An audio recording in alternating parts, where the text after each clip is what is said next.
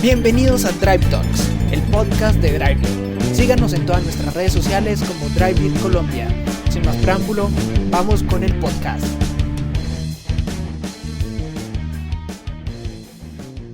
Buenas noches a todos. Por aquí estamos reunidos con Drive, con un invitado especial, Santiago, con Nico y mi persona, Ana Cantero. Y el día de hoy vamos a hablar un poquito acerca de esas tecnologías que están llegando a nuestro país, a Colombia. Y sí, hacer como un recorrido por los híbridos, por los eléctricos, qué va a pasar con el tema de todo el del motor a combustión a gasolina. Y bueno, les presento, ¿qué cuentan, chicos? Bueno, mi nombre es Santiago Estrada, soy un gomoso de los carros, que desde muy temprana pues hice parte como todo el tema automotriz, desde esos que trepaban en palmas hasta que llegué a la universidad, estudié ingeniería mecánica, fui fundador del grupo de mecánica automotriz de la UPB en Medellín. Después tuve la oportunidad de ser parte del equipo de desarrollo de Renault Group para la placa suramericana de Logan y Duster. Entonces participé del diseño del diseño y la industrialización de esos vehículos acá en Colombia. Muchos verán, no, aquí solo hacemos carros que nos traen diseños de Europa. Pues no, muchachos.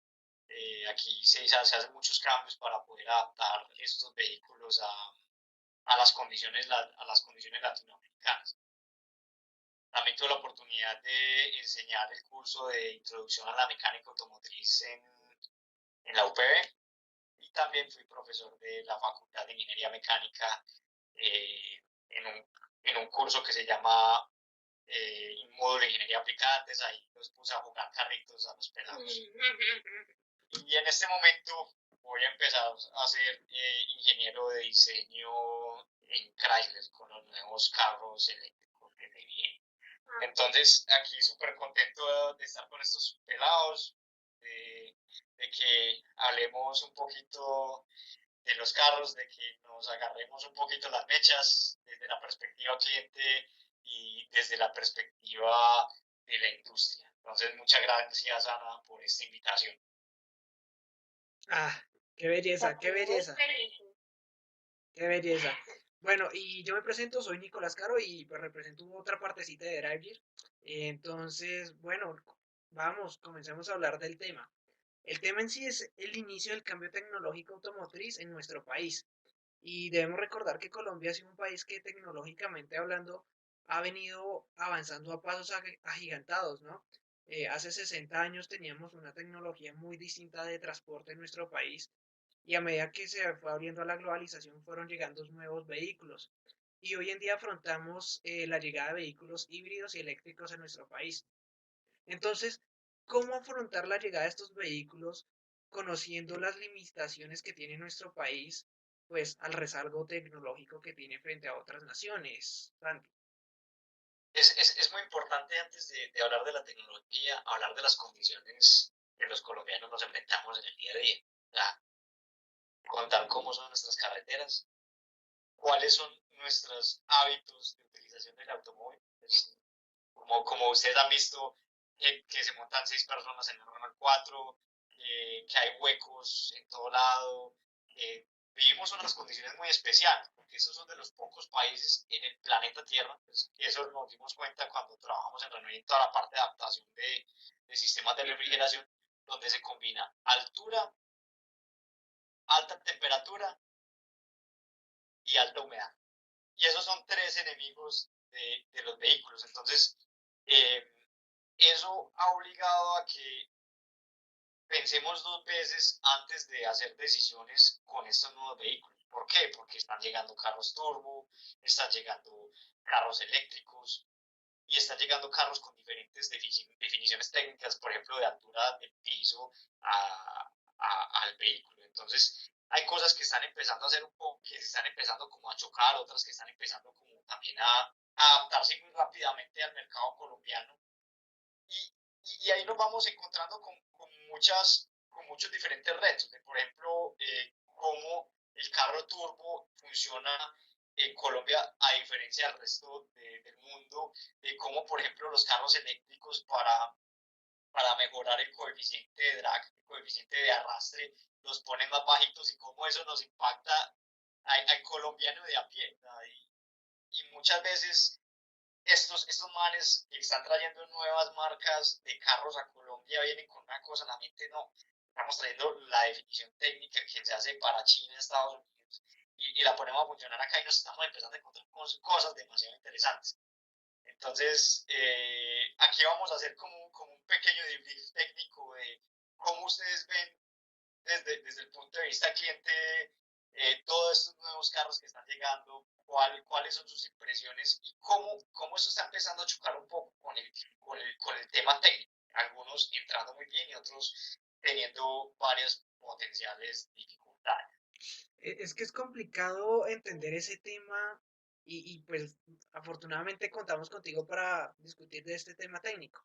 Pero Ana, tú en el día a día, ¿cómo ves la llegada de estas nuevas tecnologías? ¿Qué piensas de ella? Ay, yo no sé, yo siento que eso ha sido como un choque muy grande. Pues no sé, yo siento que, y justamente le iba a preguntar ahorita a Santi, listo, ese tema de la altura, el tema de las baterías, de cómo se acopla acá, bueno, todo eso es muy teso, pero me parece aún más teso el tema de la infraestructura, como, o sea, creo que se han preocupado mucho en, sí, vamos a traer los carros eléctricos, vamos a traer, bueno, el híbrido, creo que no tiene tanto problema, pero, pero algo tan simple como los puntos de carga, pues, o sea, sí me entienden. Y eso hablábamos la otra vez en un podcast anterior, que yo, o sea, no sé si es correcto hacer esa comparación, pero por ejemplo, si no se ha podido como aplantar bien el tema del gas, que, por ejemplo, uno tiene un carro a gas y es de parte de las bombas y eso, para echarle es duro encontrar. Ahora no me imagino con esas nuevas tecnologías lo que requieren. ¿Cómo es ese tema de la infraestructura? O sea, ¿qué piensan las marcas con respecto a eso? ¿O eso no es un problema? ¿O cómo manejan más o menos esos Bueno, temas? en este momento hay una lucha de poderes, porque como la tecnología eléctrica está nueva en los vehículos, hay como una lucha por la estandarización. O sea, por ejemplo, los puntos de carga aún no son estandarizados. Entonces está el punto de carga para Tesla, con el outlet para Tesla, está el outlet de carga para los vehículos europeos. Entonces es muy importante eso. O sea, vos traes un carro eléctrico en Colombia y vos dónde puedes andar. Eh, eh, pues teniendo en cuenta, sin embargo, teniendo en cuenta algo muy importante, y es que, por ejemplo, a vos te venden un carro eléctrico y dicen, no, el carro tiene una autonomía de 400 kilómetros, digo, oh, puedo ir a la costa sin ningún problema, pero nos empezamos a preguntar otras cosas que esa autonomía no se tiene en cuenta. O sea, primero estamos en un carro eléctrico que su autonomía fue medida en un terreno plano.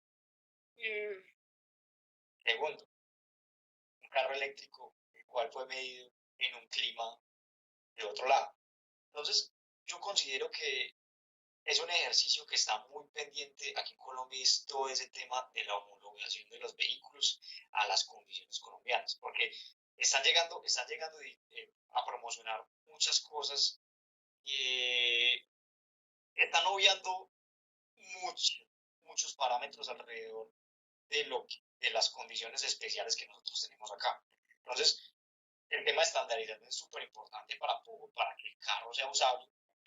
Hoy en día esos vehículos eléctricos que nos están vendiendo, pues y con la infraestructura que Colombia cuenta, son carros city cars, son carros que se extralimitan a no viajar muy lejos del casco urbano de las grandes ciudades y también dentro de los mismos cascos urbanos, pues no existen aún como muy bien estandarizados esos puntos, aunque pues el PM sé que está haciendo mm. un esfuerzo muy grande en los centros comerciales, sin embargo, eso es un comienzo.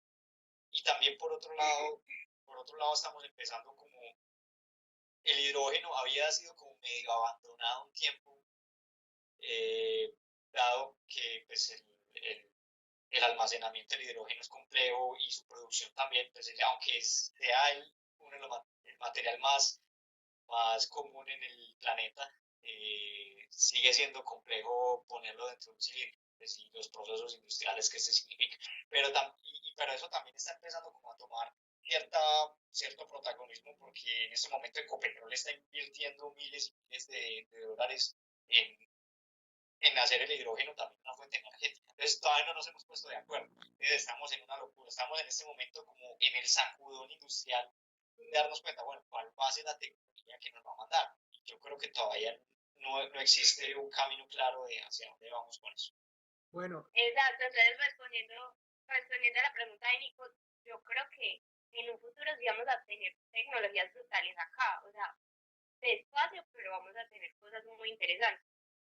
Pero, trayendo el ejemplo que tenía antes, si el tema, por ejemplo, del gas es o ha sido un tema muy lento, porque así la gente luche con eso, todavía se utiliza y mucho más seguro es que se va a seguir utilizando por mucho tiempo. Ahora imagínense esto que es nuevo y la gente es como ensayo, error, ensayo, error. Entonces, más adelante sí va a haber cosas geniales, pero yo creo que todo con despacio y va a ser siempre la lucha ahí como entre la combustión y la gasolina con los eléctricos y todo eso. O sea, es muy interesante. Claro.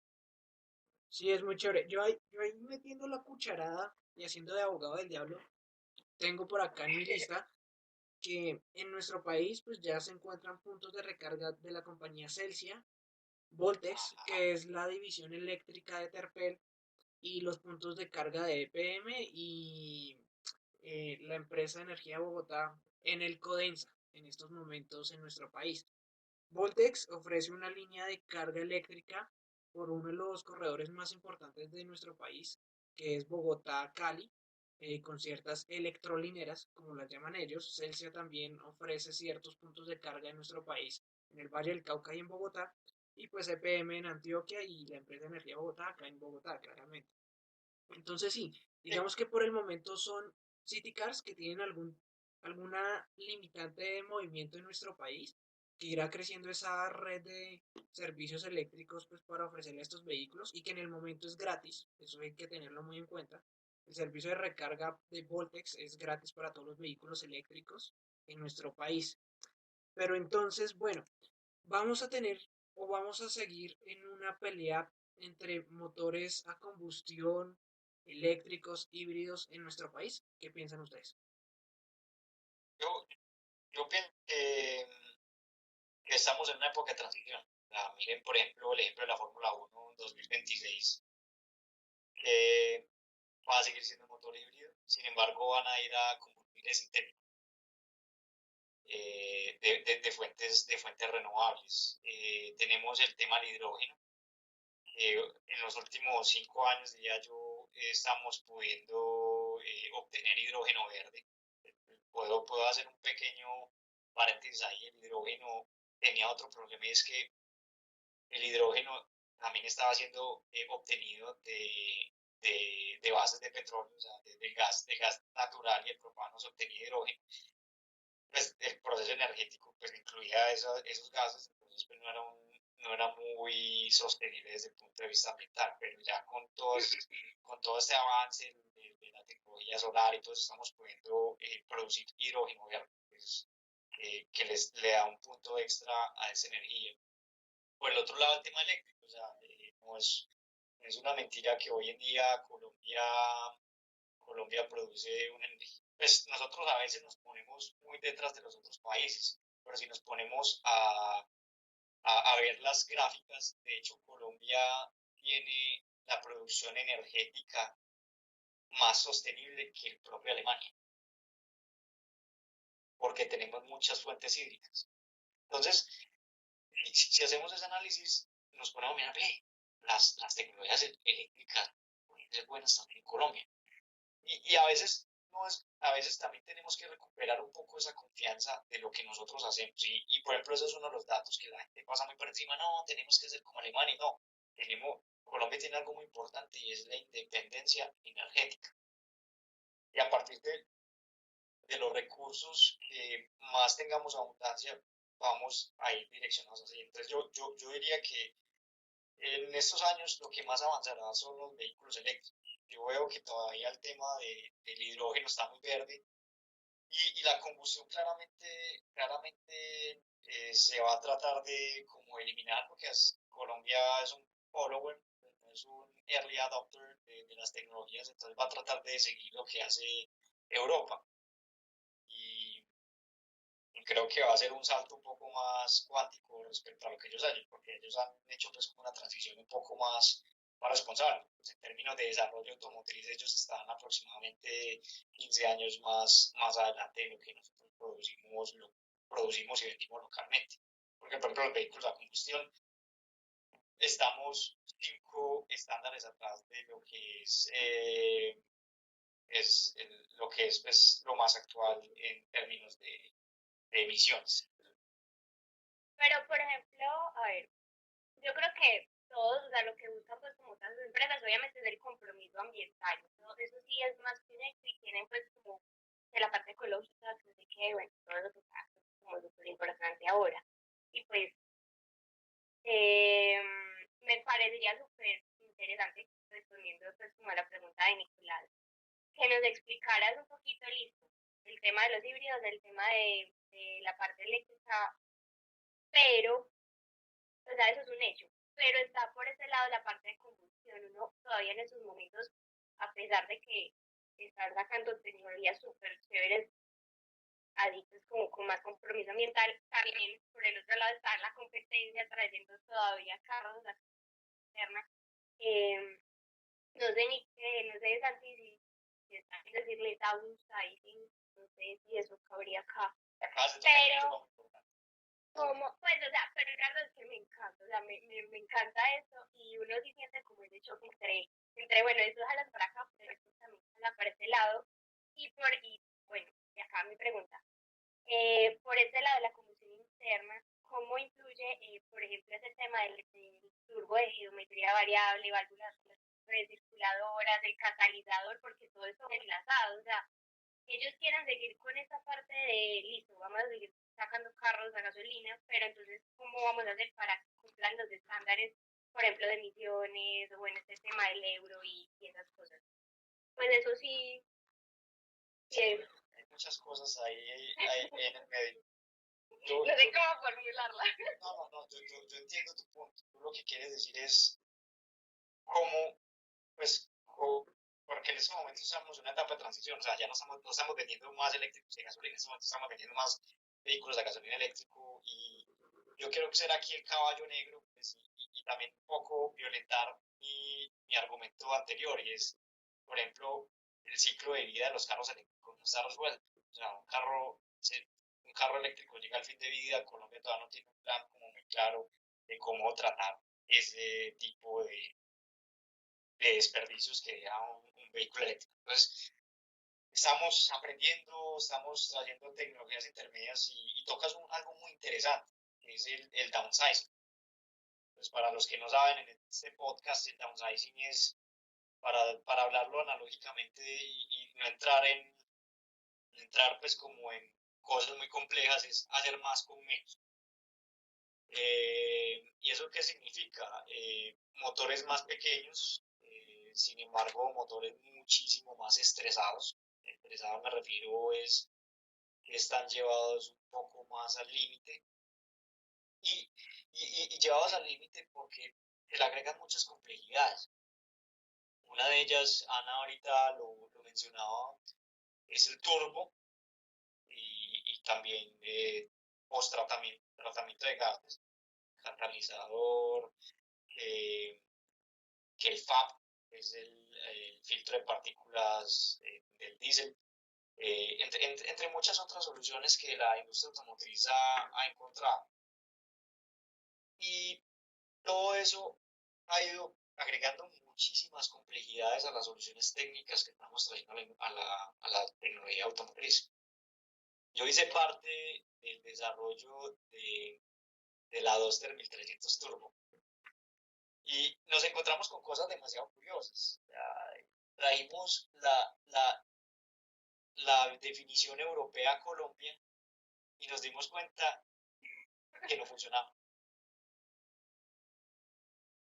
Que sí funcionaba, pero que perdía potencia. Entonces, yo a veces me pongo a ver si nos tocó hacer tanto trabajo para que esa definición de downsizing funcionara en Colombia. Hoy hay cientos de marcas que están trayendo esos nuevos motores. El Onix es uno, ¿cierto? El Onix es uno, ¿cierto? Y el Onix es uno de ellos. Y me empiezan a surgir muchas preguntas. O sea, ¿cómo van a funcionar en el largo plazo todas esas motorizaciones? O sea, y realmente están siendo más sostenibles. Porque, ¿qué pasa? Por ejemplo, yo te pongo un ejemplo de, de qué puede pasar con un motor que tiene el proceso de downsizing y no está bien calibrado. Digamos, Nicolás compró, no voy a hablar del carro, pero bueno, si voy a hablar del carro, estamos aquí en una revista, un un Sonic Turbo, bueno, perdón, una Tracker Turbo, un carro producido en México, no estoy mal, y a él le gusta de vez en cuando bajar a los llanos orientales y volverse a Bogotá. Y de repente le gusta darle candelita volviendo de los llanos a Bogotá, que es una subida pues bastante constante y cambios de temperatura. Entonces, hay unas situaciones en las cuales que son muy miradas por encima. Por ejemplo, en el caso de que el turbo está caliente, está entrando aire demasiado caliente al motor y la temperatura de la combustión aumenta significativamente. Entonces, ahí empezamos a ver fenómenos que van en contra de los objetivos del downsizing, que es, por ejemplo, cómo hace el motor para, para compensar esos cambios de condiciones, por ejemplo, la presión atmosférica, la temperatura. Y hay casos en los cuales hemos encontrado que los motores turbo para compensar los cambios de presión atmosférica y tratar de entregar el mismo torque y potencia, terminan a veces consumiendo cantidades de gasolina gigantes, porque el aire, pues ustedes saben que el proceso de combustión a temperatura del aire es sumamente fundamental, porque cuando tú tienes un aire frío eres capaz de encapsular mayor cantidad de combustible por metro cúbico, por metro cúbico dentro de la cámara de combustión. Y cuando tenemos un aire exageradamente caliente, no somos capaces de empaquetar toda esa cantidad de gasolina por metro cúbico. Entonces, ¿qué pasa? Nuestra combustión está dejando de ser eficiente. Esos son como un poco esos paradigmas de todas estas tecnologías intermedias que están llegando. Si, por ejemplo, no tenemos un sistema de refrigeración especial en el vehículo para las condiciones colombianas, estamos yendo en contravía del objetivo final. Y finalmente, a veces, hasta un motor atmosférico puede hacer igual o mejor con consumo de combustible en ciertos casos. Entonces, es algo que tenemos que mirar con lupa, porque hay muchas nuevas cosas que están llegando, que nos están brillando los ojos. Ah, no, que este carro es turbo, pues pucha, no, turbo es la solución, que este carro eléctrico, pero que solo tiene 25 kilómetros de autonomía, no, aquí solo sirve para la ciudad, vamos a comprar eso. Eh, Hay que mirarlo dos veces y yo creo que el gobierno está siendo un poco ciego con eso, porque están llegando muchas tecnologías, por ejemplo, intermedias de microhibridación, que realmente no son carros híbridos y los están poniendo en el punto de que son carros que placa, pero realmente cuál es esa tecnología. Es también un poco el problema de qué tanto entendemos los colombianos de carros.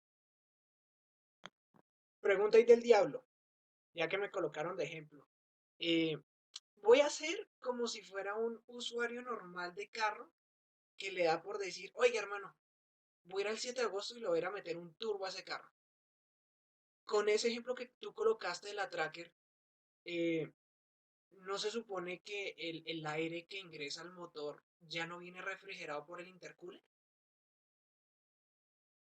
Mira, Nico, no es suficiente. En el proceso del diseño de la Duster, en un principio el vehículo venía con intercooler únicamente. Ya en el diseño final nos tocó agregarle un ventilador para, para aumentar pues, la refrigeración del intercooler. ¿Por qué? ¿Qué pasa? Yo te explico muy bien. Primer tema. Presión atmosférica, la diferencia de presión atmosférica entre el ambiente y lo que va por dentro del turbo es menor, entonces el turbo va a tener que trabajar más, va a girar a más altas revoluciones a la altura que se encuentra. Y eso tiene un tema muy importante y es que al girar más rápido, me va a calentar más. Entonces, todo ese dimensionamiento que se hace inicialmente en el país de origen no va a ser suficiente.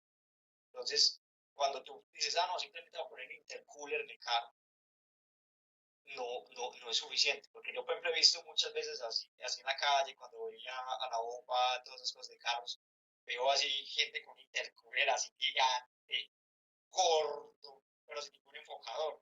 Es lo que está haciendo. Lo que está haciendo En los dietas. Exacto. Yo no, le pongo, bueno. por ejemplo, un ejemplo a Ana.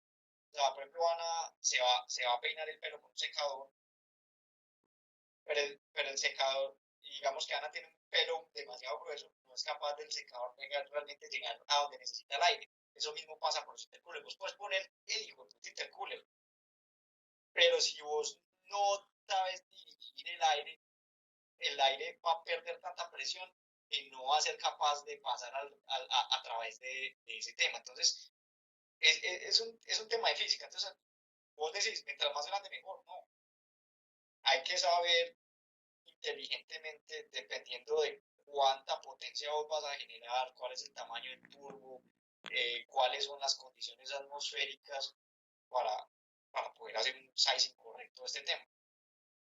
Entonces, es más eso, o sea, que la gente es, si vos hablas, pues, por ejemplo, del carro del día a día y le vas a poner un turbo, hay más cosas que pueden mirar. Y, por ejemplo, a veces poniendo un turbo más pequeño, pero con un flujo de aire más optimizado, hasta puedes lograr más.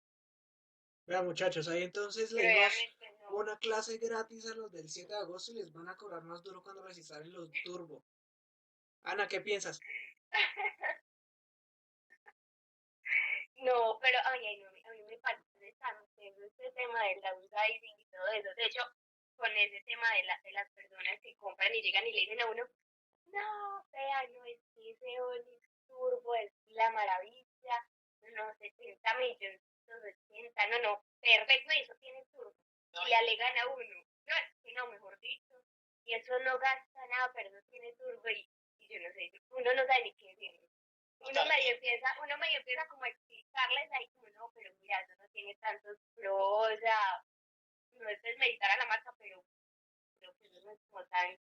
yo hablo como en general de todo. O sea, por ejemplo, imagínate, son carros de entrada de gama, cuando ya llegue el usuario y solo quiere el económico. Por ejemplo, que esos carros empiecen a hacer Uber y que le empiecen a echar un aceite que no esté hecho para el turbo, que eso va a pasar en el 100% de las ocasiones.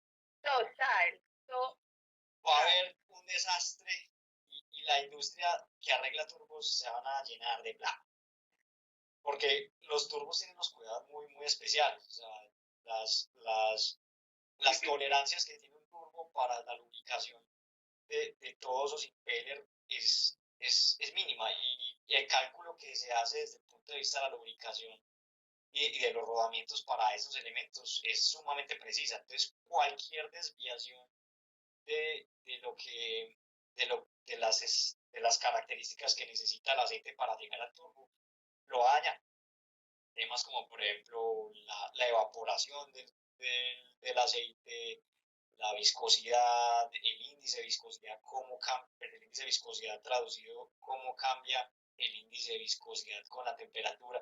Y esas son cosas de todo este tema de la transición tecnológica que debemos mirar más de fondo y cada vez concientizar más a los clientes finales de cómo cuidarlo. Yo creo que es algo que la industria se debe concentrar un poquito más, de concientizar y educar a esos clientes, porque muchas veces no saben lo que están cobrando. No, total, igual, pues por ejemplo, yo me imagino, no sé, pues uno va y compra un carro de esos y te van a decir, pues el asesor no te va a decir, pues tú, pues tienes que echarle, no sé, me corrigen aceite sintético, porque mira, el turbo requiere cuidados extra, aparte de que el motor normal, pues también, y no sé, ¿qué piensas tú, Santi, eso por ejemplo, de la gasolina y Nico, de la gasolina extra o la corriente en ese tema de los turbos?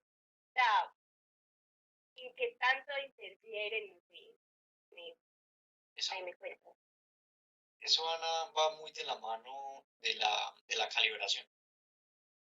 Cuando se hacen procesos de homologación de vehículo, se hace la calibración del vehículo con respecto a el combustible objetivo. Y eso es bueno, por ejemplo, los vehículos turbo producidos localmente. Y, por ejemplo, de un Renault, que fue desarrollado acá. Todo el proceso de calibración motor fue hecho con la gasolina que se utiliza en Colombia. Entonces, ¿qué pasa, por ejemplo, con un vehículo que no pasó por un proceso de homologación? Tiene su calibración del país de origen o de la placa América de la calibración, de ese tipo de calibraciones. Y eso nos puede llevar a muchas cosas. A que, por ejemplo, vos vivís en Bogotá 2.600 metros sobre el nivel del mar y le echas corriente a tu jetta, eh, van a pasar muchas cosas muy negativas. O sea, vamos a tener knock, pues, preigniciones en el vehículo, el vehículo va a empezar a consumir cantidades exageradas de combustible porque una de las formas de prevenir el knock en los motores es hacer estrategias de refrigeración de cámara de combustión con inyección de combustible y hacer también más rica la, hacer más rica la mezcla. Y, y finalmente empieza como a chocar, listo. Entonces, ¿cuál es el punto de eso? Entonces, es muy importante de esos vehículos que están llegando a Colombia, los procesos de calibración y homologación para el país de destino. Colombia, afortunadamente pues ha mejorado un poco en la gasolina, pero todavía hay un camino bastante largo para cumplir los objetivos de calidad de combustible que existen alrededor del planeta. Pero Entonces, entonces, al fin de no, o sea, bueno, yo voy a seguir haciendo el papel de ese usuario correlón que le gusta sacar el carro y ir a darle pata. Entonces pregunta como de ese tipo de usuario. Entonces, ¿qué pasa si yo hago refajo de combustibles? Si hago corriente y mitad extra, por decirlo así. la verdad, Nico, pues eso es boba. De hecho, pues porque es que cuando vuelves el proceso industrial de obtención de los diferentes tipos de gasolina, son como diferentes niveles de refinación. Eh, entonces la extra tiene una cantidad de octanos X y la corriente otra cantidad de número de octanos. Cuando lo combinas, puede que, que el mixing no sea lo suficientemente homogéneo, pues por la transferencia de masa de la gasolina y estés como confundiendo finalmente el computador. Entonces eso no es algo que sea como muy probado, porque son dos niveles de refinación muy diferentes. Entonces es mejor o extra o corriente. Porque es que esa receta de la buena de combustible es muy importante para el computador. O sea, el ingeniero que hizo el proceso de homologación y calibración del vehículo lo hizo para una gasolina o la otra. Ese intermedio realmente no ayuda mucho. El vehículo fue calibrado para corriente, no va a ser más con extra. Y si el carro fue calibrado para extra, va a ser mucho menos con corriente. Entonces ahí está también un poco de todo ese mito urbano de, por ejemplo, le voy a poner un Chevette extra, va a andar más, ¿no? O sea, es más, bueno, no, el Chevette no es una buena opción. Bueno, vamos a hablar de un Twingo. Sí, Twingo, no hace mucho más, no hace mucho más que lo que hace con corriente porque ya hay un proceso de calibración detrás. Para vos poder realmente obtener un potencial de la gasolina, tienes que tener una calibración acorde, porque la gasolina y la calibración motor son amigos, para Claro. saber cuál va a ser como, como la meta, la meta estequiométrica de la mezcla de combustible al interior del motor. Entonces, por ejemplo, digamos, ya que estamos hablando de motores de downsizing, como estos motores tienen una compresión tan alta, ¿también cambia el combustible extra y su rendimiento o es pura paja? Y claro, porque es que, ¿qué pasa? ¿Qué pasa? ¿Qué es la relación de compresión y cómo se afecta con la gasolina? Entonces, cuando nosotros vemos el proceso de combustión, nosotros tenemos aire, gasolina y ignición. Y cuando entramos eso en un proceso dinámico, también tenemos presión. Entonces, cuando hay un alto nivel de compresión, lo que estamos haciendo es comprimiendo un volumen de gasolina muchísimas veces, porque pues, el gas es un elemento compresible. Entonces, estamos comprimiendo para reunir la mayor energía potencial y tener la mayor cantidad de fuerza generada a la hora de hacer combustión. ¿Qué pasa con un combustible que no es de la misma calidad?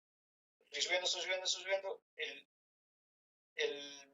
la mezcla no aguantó, hizo permisión, ¡pum! Tuvimos un knock. Entonces, que les va el sensor de knock, le dice al motor, a la computadora, ¿sabe qué, hermano? Me están echando chirrichi, weón. Entonces, hagamos una cosa, volvamos la mezcla más rica, entonces vuelve y así, hasta que hasta que va encontrando ese sweet point, pues ese punto dulce donde estamos haciendo una combustión adecuada. Entonces la gasolina sí es muy importante, pero también es importante saber para qué gasolina fue el vehículo calidad. Yo tengo una pregunta que me acaba de surgir. ¿Cómo afecta ese tema de la calibración? O sea, yo estoy entendiendo todos estos temas más a profundidad. ¿Cómo afecta este tema de la calibración? Por ejemplo, el tema de los aditivos. No sé, ustedes han escuchado el dragón, por ejemplo. ¿Ustedes lo han escuchado? Y claro, Nunca. Por allá es de pura, de, vamos a trepar palmas y echemos el dragón. Echémosle este 6, echémosle su loco, echémosle una gotica de combustible de avión. No sé, tantas huevonas que he oído. Sí. Que llegan y le echan la lata, o sea, a mí me tocaba echar la lata de dragón y sí. todo A mí me ese tema de la parece, o sea, por ejemplo, carros que el estándar de calibración está mucho más alto de la gasolina actual, es cierto. Pero yo he visto algunos personajes bastante cómicos cantándole dragón a un twin, dragón a un No, joven. Eh, Andringo, sí, ay, no. entonces es lo mismo que yo les dije, o sea, y tenemos una gasolina de excelente calidad, no vamos a obtener muchísimo más con la calibración motor que tenemos en el momento. O sea, si estamos por debajo del estándar de la gasolina que estamos utilizando, puede que si haya un gap que se cubra. También es por eso lo que yo les digo, o sea, tiene que ser un match perfecto entre la calibración y el combustible. Entonces, por ejemplo, si yo estoy hecho para corriente y le echo, por ejemplo, usted, veámoslo así como una analogía, o sea, usted está acostumbrada a tomar ron, es pelean whisky, usted no va a sentir la diferencia. Entonces, es importante que la clase para la que usted fue hecho se, se le haga un match con el combustible que necesita. Pues sí, y tiene que ver también mucho con todos los temas de la relación de compresión del vehículo y la arquitectura motor también. Y esas arquitecturas de los vehículos de la downsizing están hechos para combustibles, principalmente para combustibles de muy alta calidad. O sea, o sea que eso de que tiene que echarle extra, sea ese Onix que uno ve que compran así, por ejemplo, ese es el que más se me viene a la cabeza. Entonces sí o sí, lo ideal es echarle extra. Está bien diseñado para usar O esa sea, la gasolina. arquitectura del motor fue hecha para una excelente gasolina. Lo que hacen los fabricantes es, pues, pucha, esta gasolina no es buena para este tipo de motor, están estresados, entonces lo que hacen es hacer una estrategia de compensación. Y lo que hacen es hacer que ese motor consuma un poco más para proteger, porque como está tan llevado al límite en términos de relación de compresión, de cantidad de material utilizado, entonces cualquier cosa que esté por fuera de su zona de confort va a dañarlo. Mira, por ejemplo, vehículos de Ford que tuvieron unos recalls por temas de recalentamiento. Eso está muy conectado con lo que estábamos hablando ahora.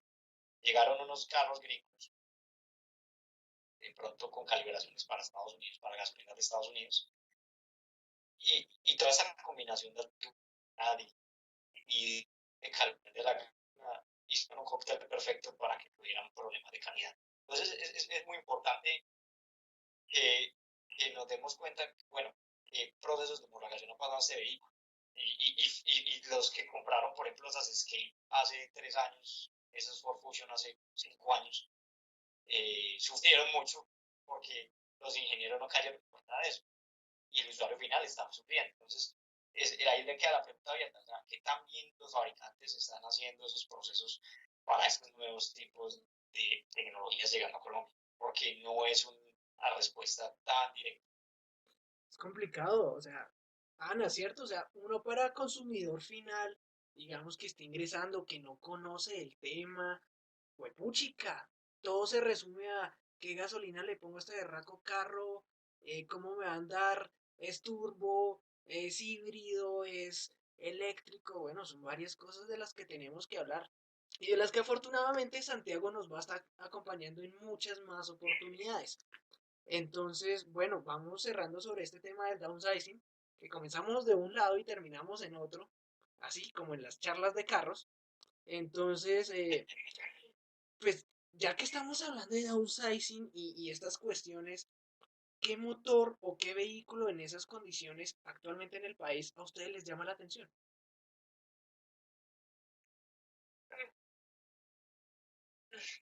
Mi respuesta es muy influenciada, entonces No, pero mándela, mándela. Mándela porque yo no sé.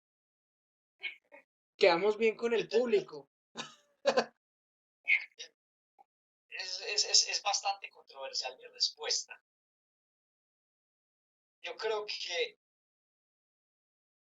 la tecnología tradicional nos ha ayudado mucho a adaptarnos a las condiciones que tiene el país, porque ya al tener motores tan estresados en condiciones tan especiales, salen muchos fallos inesperados en los carros. Entonces yo todavía pues, soy muy amigo pues, para el día a día de tecnologías atmosféricas. Ah, exactamente. Dios te alabe y te bendiga. Sí, no, yo también soy fanático de los motores atmosféricos. La respuesta, no sufren de lag. En las carreteras de nuestro país, cuando necesitas adelantar otro vehículo, pues la reacción inmediata de pasar, de hacer un rebaje de cambio y poder acelerar a fondo y pasar la tractomula, no sé, en una situación bien complicada, pues es una maravilla. No sé si yo también estoy de acuerdo con esa cuestión. Ya, yo no lo veo tan de ese lado, pues porque los carros turbos son muy rápidos, algunos, yo lo veo desde el punto de vista de confiabilidad, de que para nosotros no es extraño ir por ejemplo, a La Guajira y echarle gasolina sucia y que, por ejemplo, esos vehículos con inyección directa se van a dañar inmediatamente. O sea, no podemos ser extraños a las condiciones del país. Y si vos querés un carro que funcione en todo Colombia, necesitas un carro que sea capaz de aguantar condiciones difíciles. Ya necesito un carro de la era de antes. No, y aún, De antes. aún hoy en día podemos conseguir carros con este tipo de tecnologías. Pues yo lo veo desde el punto de vista de un usuario que quiere que su carro nunca se vaya. No, ya le estamos echando cuñas a Toyota. No, están entrando en ese tema del downsizing. De ahí No, por ahí. todos. Por eso yo por eso me quedo por allá para atrás. Y Toyota ya también tuvo su curva de aprendizaje con los carros turbo cuando recién llegaron las Prado Diesel tuvieron bastantes problemas al principio también. Eso fue un aprendizaje también para ellos. Y todos esos carros nuevos que están llegando también vivirán su curva de aprendizaje. Estoy 100% seguro. Es que es bien interesante el panorama que nos ofrece el país en términos de mecánicas, de vehículos, porque es bien chévere, ¿no? Está en un pico los motores de combustión interna, atmosféricos sobre todo, pues como un, ¿cómo lo digo? Como un apogeo. ¿Están allá? ¿Están bien? ¿Todo tranqui? Hace unos años llegaron las tecnologías turbo, por decirlo así, y pues han traído sus pros y sus contras, y pues ahora nos están llegando híbridos, que el mal hybrid, que el de 48 voltios, y pues no hace mucho que 3 4 años comenzaron a llegar los eléctricos en forma y que se comienzan a vender pues cada vez más. Entonces creo que tenemos un tema bien interesante para desglosar y bueno, a seguirle dando esta oportunidad. Ana, comentarios finales, voy a ir cerrando este podcast. Yo no, que soy feliz y ya vibré con eso último que hablamos, sí que vibré más alto, me encanta, me encanta, me encanta, me parece una nota todo eso, me parece súper importante tocar esos temas porque, como mencionamos anteriormente, muchos somos ignorantes, bueno, como no entendemos cositas y podemos dar tips para a la hora de que las personas vayan a comprar, me parece súper importante que culturicemos todos y entendamos. Entonces, yo feliz. Esa es mi conclusión. Ah, muy bueno, hombre. Sí, sí, claro, todos acá aprendemos. Al oyente que nos está escuchando, hombre, aprenda, coja un libro, culturícese, lea el manual de su carro, hermano, y si no sabe, pregunte. Pero Total. no le pregunte al mecánico que apenas conoció porque se le va a meter mano al bolsillo. No, busque por usted mismo, hermano, aprenda, conozca. Santi, muchas gracias por estar con nosotros y pues por abrir este nuevo espacio en Driver. Conclusiones sobre todo lo pendejada que hemos hablado hoy. Bueno, yo creo que es muy importante lo que vos decías, Nico, de que la persona haga la investigación y también me parece muy importante de que entienda su contexto. O sea, si, por ejemplo, vos tenés un carro que va a trabajar en una mina, un city car, o sea, bajo qué condiciones vos vas a utilizar tu vehículo y si, y si el tipo de uso se va a llevar el carro al extremo, si el carro realmente no va a estar muy estresado, eso nos va a llevar a qué tipo de carro vamos a elegir. Muy interesante que sigamos los próximos podcasts tocando otros elementos a tomar en cuenta. Y muchachos, muchas gracias por la invitación y yo creo que esto puede ser continuado si estamos animados. Yo creo que los tres tenemos mucha motivación y espero pues que a los oyentes también les haya gustado un poquito de este debriefing técnico que tuvimos. Bueno, pues no siendo más, entonces a nuestros oyentes les dejamos los enlaces a nuestras redes sociales. Vamos a estar colocando por ahí un poll de preguntas, pues para que ustedes nos comenten comentarios y transmitírsela a nuestro staff para que tengamos un próximo, que digamos, un podcast más participativo, democrático, ya que estamos en términos sociales. Muchachos, muchas gracias por participar en este podcast, por oírnos. Síganos en nuestras redes sociales, @Driver Colombia. Y pues acá estamos, dispuestos para ustedes a hablar de autos en este lindo contexto nacional. Muchas gracias por oírnos. ¡Listo! No fue más.